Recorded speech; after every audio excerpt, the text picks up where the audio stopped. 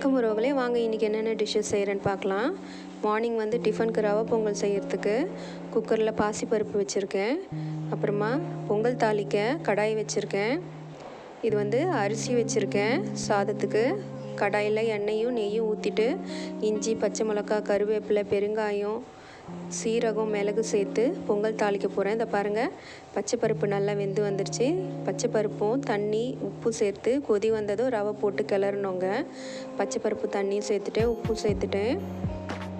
இப்போது அந்த குக்கர்லேயே இப்போ சாம்பார் வைக்கிறதுக்கு பருப்பு, வெந்தயம், எண்ணெய், பெருங்காயம் போட்டிருக்கேன். இந்த பருப்பு கூடவே நான் கட்